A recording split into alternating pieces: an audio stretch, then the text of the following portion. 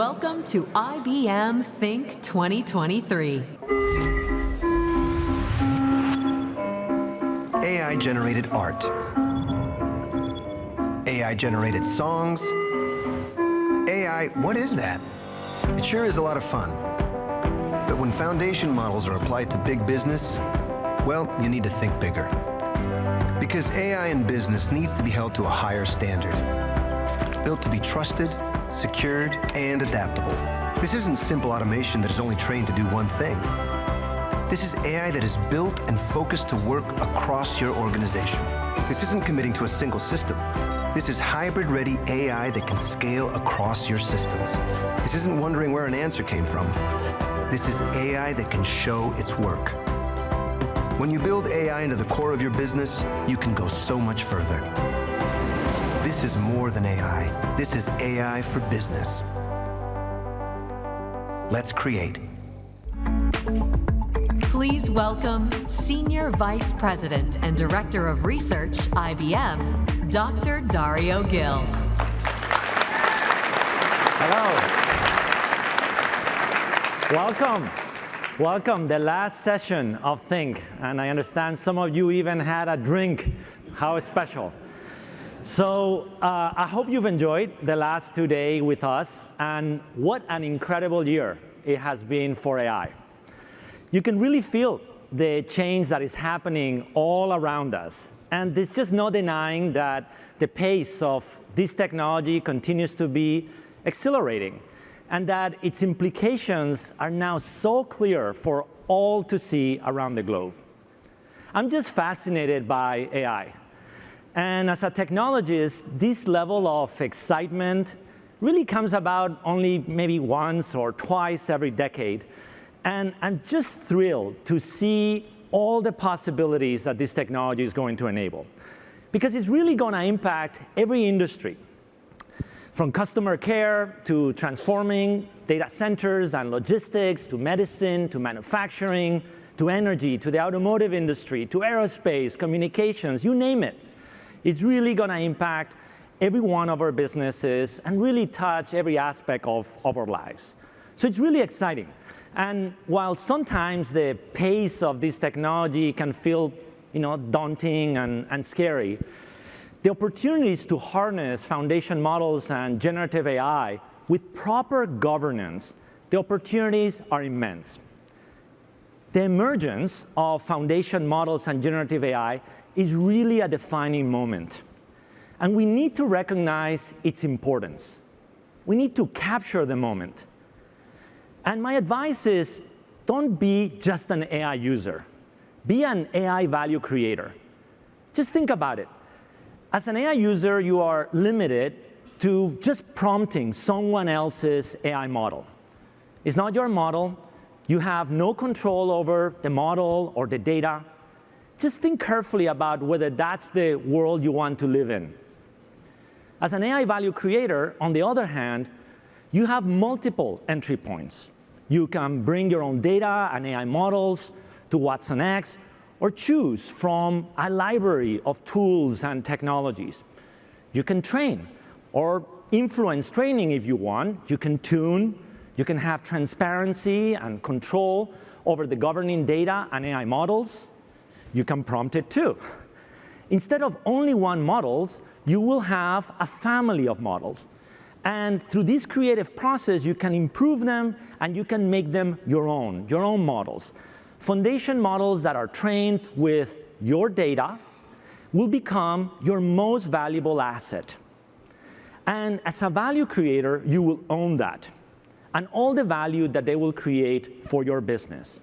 So don't outsource that. You can simply control your destiny with foundation models. So let me show you how we become and allow you to become a value creator with WatsonX. WatsonX is our new integrated data and AI platform. It consists of 3 primary parts. First, WatsonX.data. It is our massive curated data repository that is ready to be tapped to train and fine-tune models with state-of-the-art data management system. WatsonX.ai. This is an enterprise studio to train, validate, tune, and deploy traditional machine learning and foundation models that provide generative capabilities. And WatsonX.governance. This is a powerful set of tools to ensure your AI is executing responsibly. WatsonX.data, WatsonX.ai, WatsonX.governance. They work together seamlessly throughout the entire life cycle of foundation models. And true to our commitment to hybrid cloud architectures, WatsonX is built on top of Red Hat OpenShift. Not only does it provide seamless integration of WatsonX components, it allows you to access and deploy your AI workloads in any IT environment, no matter where they are located. WatsonX is the AI platform for value creators. And look, I don't need to tell you that deploying these technologies is not easy at the enterprise level, but the platform changes that. So let's take a look now of how an entire AI workflow, end-to-end, works in the platform. The life cycle consists of preparing our data, using it to train the model, validate the model, tune it, and deploy in applications and solutions. So let's start with data preparation. So say you're a data scientist and want to access the data that is in a public cloud, some that is on-prem, some that may be in another external database, or on a public cloud, a second one, or anywhere else outside your hybrid cloud platform. So you access the platform from your laptop and invoke WatsonX.data. It establishes the necessary connections between the data sources so you can access the data easily. We've been building our IBM data pile, combining raw data collected from public sources with IBM proprietary data. We're bringing data from different domains: the internet, code, academic sources, enterprise, and more. We have used WatsonX.data to collect petabytes of data across dozens of domains to produce trillions of tokens that we can use to train foundation models. And besides the raw data and our proprietary data, we allow clients to bring their own data to enrich and improve their purpose-built foundation models. It is all stored in .data, with granular metadata that provides traceable governance for each file or document. So now we take this and we move to filter and process the data. First, we identify the provenance and the ID of the data. Then we need to categorize it. We classify it, for example, in a pile for different languages, let's say English, Spanish, German, and so on. A pile of code data that we then separate by programming language, Java, Ansible, COBOL, and so on, and any other category that we have. Now, we filter it. We do analytics and get rid of duplicated data. Now we identify hate, abuse, and profanity in the data, and we remove it. We filter it for private information, licensing constraints, and data quality. By annotating, we allow data scientists to determine the right thresholds for their filtering. Having done all of that, the pile is now ready for the next step. We version and tag the data. Each data set, after being filtered and preprocessed, receives a data card. The data card has the name and the version of the pile, specifies its content, and filters that have been applied to it, and any other relevant content to make it easy to manage and track different choices that of the work and the right subsets of the data that we've used to develop the foundation models. Now, we can have multiple data piles. They coexist in .data, and access to different versions of data for different purpose is managed seamlessly. So we're now ready to take the pile and start training our model. This is step 2 in our AI workflow. So we move from .data to .ai and start by picking a model architecture from the 5 families that IBM provides. These are bedrock of models, and they range from encoder-only, encoder-decoder, decoder-only, and other novel architectures. So let's pick the encoder-decoder sandstone to train the model. and pick a target data pile version from the piles that is in .data. .ai allows training with computing resources across the hybrid cloud. In this case, it runs on IBM Vela. Vela is a first-of-a-kind cloud-native AI supercomputer that we built last year. It gives you bare metal performance in the cloud with a virtualization overhead that is less than 5%. And we're making it available as a service. WatsonX.ai autoscales the resources for the training being done. And the first thing that we need to do is to tokenize the data according to the requirements of the model. So we first query the data using the version ID for the pile we want to use. That materializes a copy of the data set on Vela for tokenization. What this means is that, for example, if we're building a large language model, the sentences in the data are broken into tokens. And this process can create trillions of them. And we use the tokens to train the model. Now, training is a very complex and time-consuming task. It can require dozens, hundreds, even thousands of GPUs and can take days, weeks, and even months. Training in Watson.ai takes advantage of the best open source technology out there to simplify the user experience. Built on Codeflare, using PyTorch and Ray, it also integrates Hugging Face to bring you a rich variety of open formats. Once training is done, the model is ready for validation. So for each model we train, we run an extensive set of benchmarks to evaluate the model quality across a wide range of metrics. Once the model passes all the thresholds across the benchmarks, it is packaged and marked as ready for use.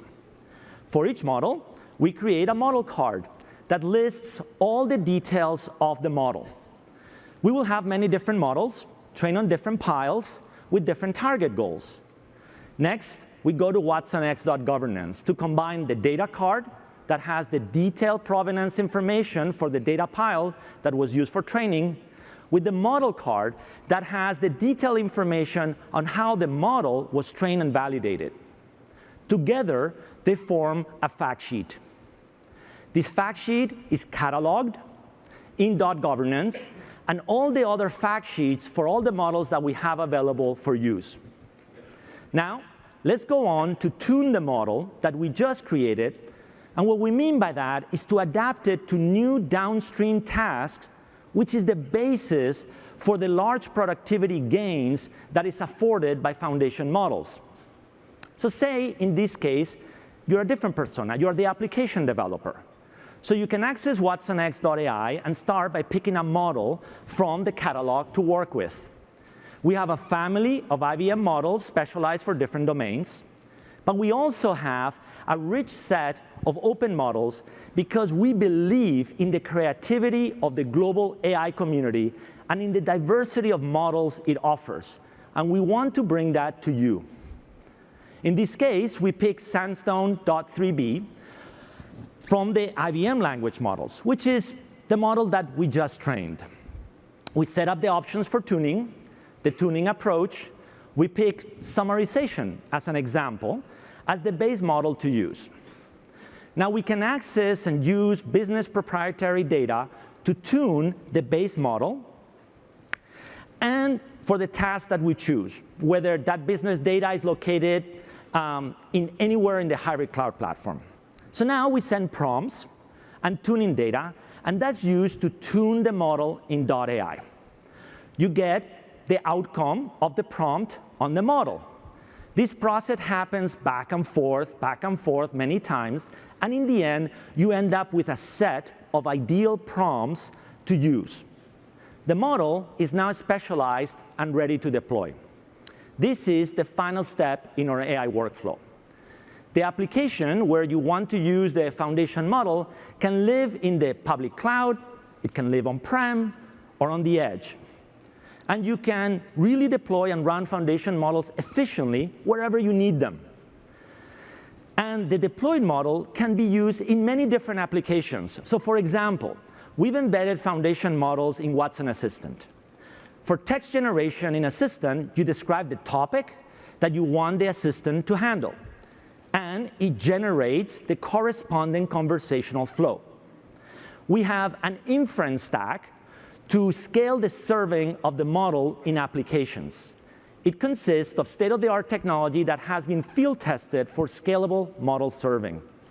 This is how WatsonX allows us to go from data to a model that is trusted, governed, deployed, and ready to serve, and how we can scale that model to different applications.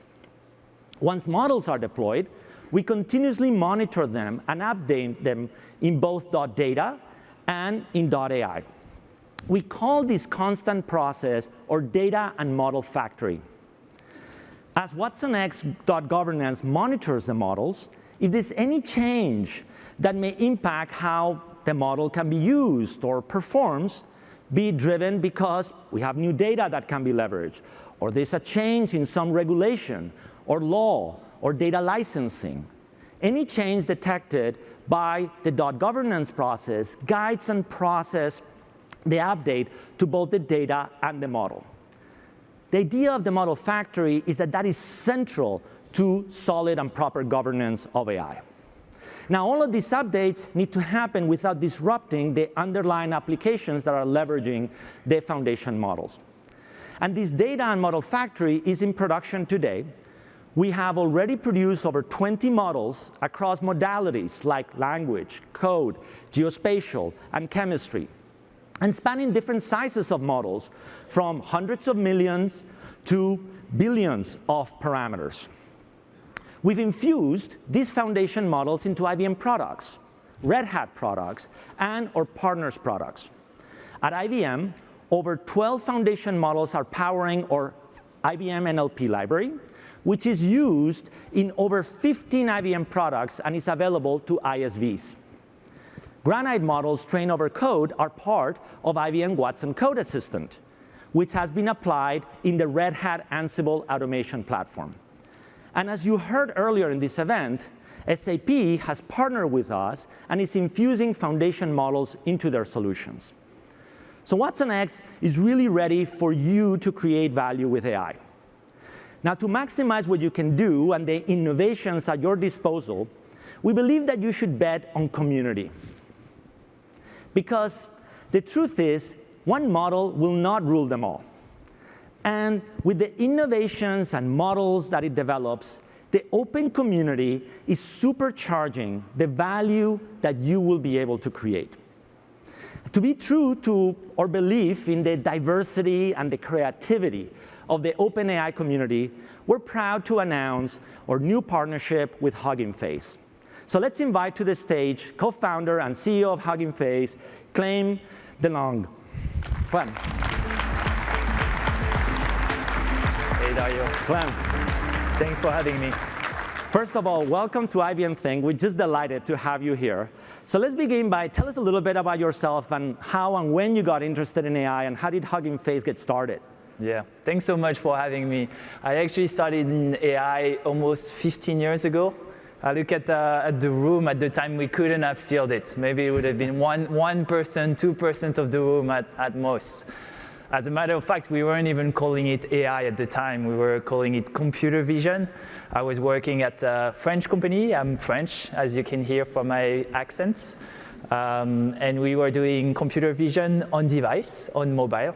The company went on to get acquired by Google after, but I never lost my passion and excitement for AI. So 7 years ago, with my co-founders, Julien and Thomas, we gathered around this passion for AI and started Hugging Face, right? What you see on my t-shirt, basically. We started with something completely different. We worked on conversational AI for 3 years. And as it sometimes happened for startups, the underlying platform and technology ended up more useful than the end product. When we started to release part of it on GitHub, we started to see open source contributors joining us. We started to see scientists sharing models on the platform, leading to what Hugging Face is today. So I mentioned the power and the creativity of the open community creating an AI. just share with us some statistic. How big is it? How much energy is there in that community, and how much should we expect in that creativity available to all of us? Yeah, the energy in open source AI is insane these days. Just a few weeks ago, I was in San Francisco. I tweeted that I would be around and that we could do some sort of a small get-together for open source AI people. We thought we would get maybe a few dozen, few hundred people. And the more the days came, the more people ended up joining. We had to change locations 3 times to something at the end almost as big as that. We had 5,000 people. People started calling it the Woodstock of AI. So that's just an example. We're competing with that as the Woodstock of AI. Just a proof of how vibrant the open source AI community is. We're seeing the same thing on Hugging Face, right? Since we started on the platform 4 years ago, we grew to now having over 15,000 companies using the platform, including very large companies like Google, like Meta, like Bloomberg, all the way down to smaller companies like Grammarly, for example. And collectively, they have shared over 250,000 open models on the platform, 50,000 data sets, and over 100,000 open demos. Just last week, 4,000 new models have been shared on the platform. So that shows you kind of like the magnitude and energy in open source AI community. Just think about that. 4,000 models in 1 week. So one of the myth-busting things that we were chatting about is that element of one model will not rule them all. Right? There's going to be a huge amount of innovation that is happening from so many sources. So perhaps you could share with us, what are some examples of innovation that you've seen? We've seen scale, but what are some examples that really caught your eye or you thought were particularly powerful? Yeah, I mean, it's interesting because since the release of ChatGPT, right, and some people have said, okay, ChatGPT is the model to rule them all, 100,000 new models have been added on Hugging Face, right? And obviously, companies, they don't train models just to train models, right? They would prefer not to do it because it costs money to train models. But the truth is, if you look at how AI is built, when you can build smaller, more specialized, customized models for your use cases, they end up being cheaper, they end up being more efficient, and they end up being better for your use case, right? Just the same way every single technology company learned how to write code, right? And to have a different code base than their competitors or than companies in other fields. We're seeing the same thing for AI, right? Every single company needs to train their own models, optimize their own models, learn how to run these models at scale.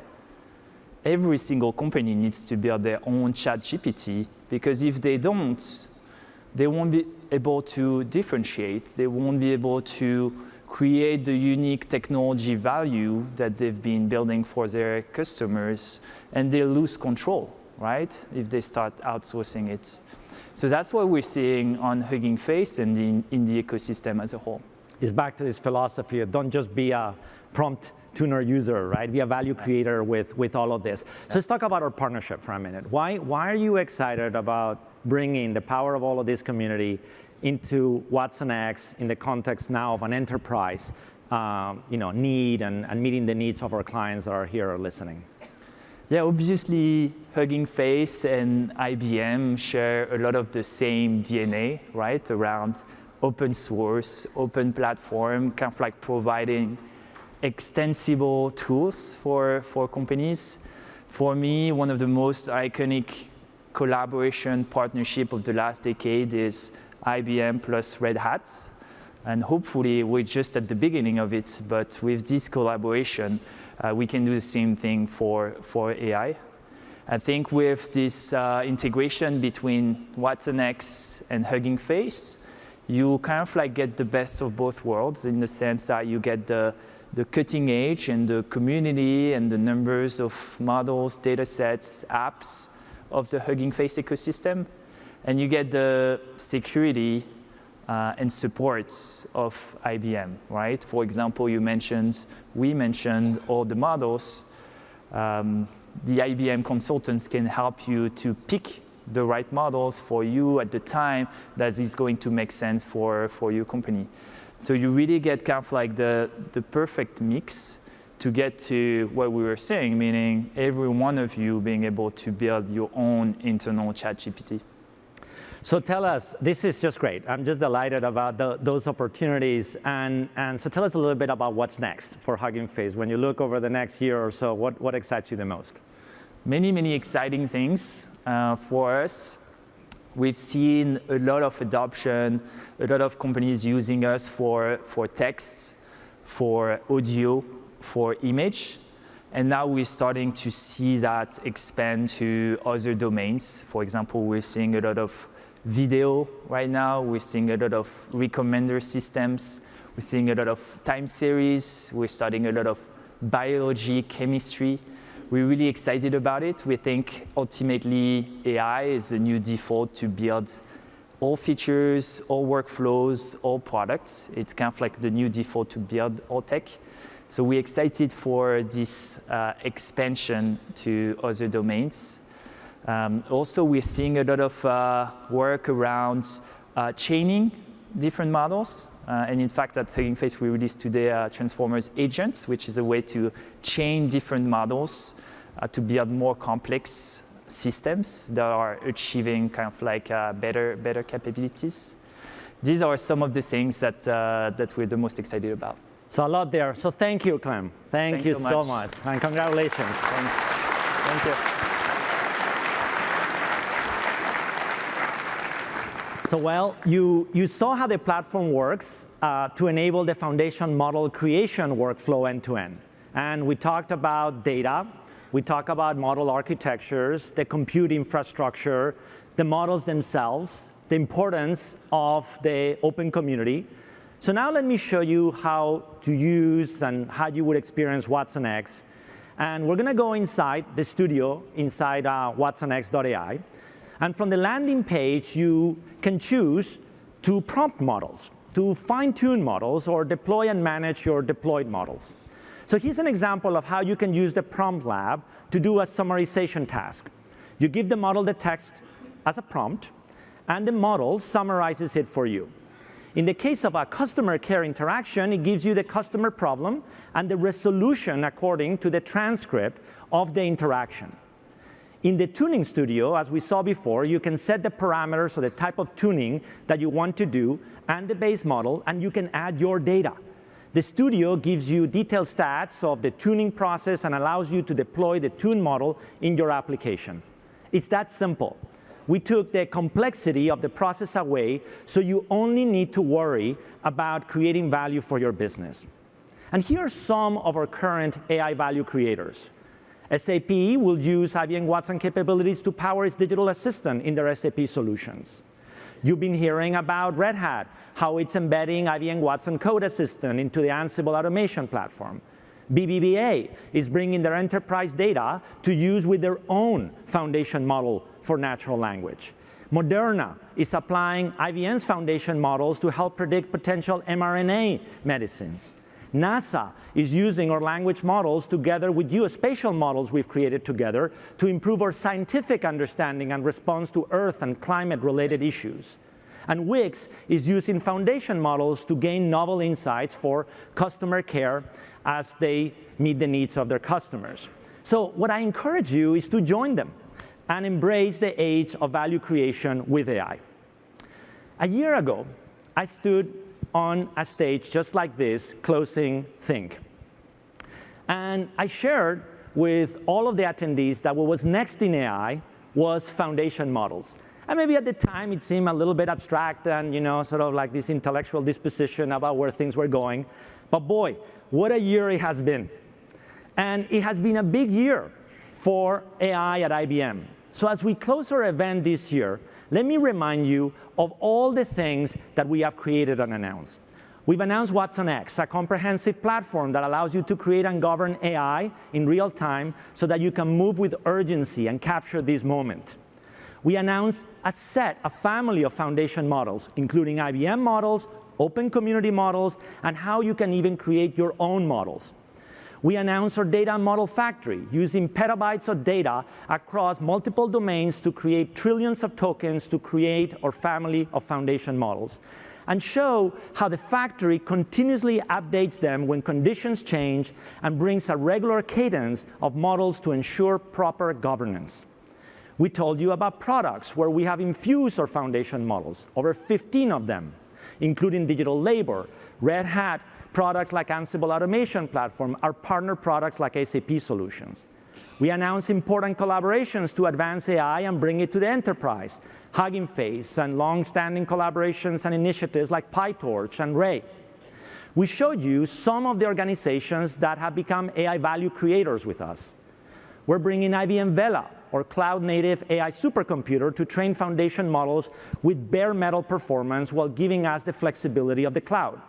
And we announced that we're making it available as a service.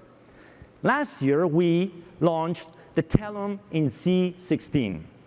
It's an engineering marvel, and IBM's first processor to have on-chip accelerator for AI inferencing. It can process 300 billion inferences per day with 1 millisecond latencies. This means that now you can infuse AI into every transaction in Z16 for applications like fraud detection and others in real time. Using the same core architecture as Telum, we built the IBM Research AIU, which is optimized to give superior performance for foundation models and enable with the Red Hat software stack. And at IBM Research, we are incubating powerful AIU systems designed and optimized for enterprise AI inference and tuning. So a truly fantastic year, and this is just the start of all the amazing things that we're building and developing for you and that we will be sharing with you in the coming years. So today, more than ever before, it's important to have a business strategy in AI. And in closing, as you think about how to harness foundation models for your business, let me offer you some tips to consider. First, act with urgency. This is a transformative moment in technology. Be bold and capture the moment. Second, be a value creator. Build foundation models on your data and under your control. They will become your most valuable asset. Don't outsource that, and don't reduce your AI strategy to an API call. Third, bet on community. Bet on the energy and the ingenuity of the OpenAI community. One model, I guarantee you, will not rule them all. Run everywhere efficiently. Optimize for performance, latency, and cost by building with open hybrid technologies. And finally, be responsible. I can't stress this enough. Everything I've mentioned is useless unless you build responsibly, transparently, and put governance into the heart of your AI lifecycle. Continuously govern the data you use and the AI you deploy, and co-create with trusted partners. Trust is your ultimate license to operate. If you map your AI business strategy against these recommendations, you will be in a prime position to do amazing things with foundation models and generative AI. We have built WatsonX so that you can do just that. And I hope you join us, because we cannot wait to get started on this journey with you. Thank you.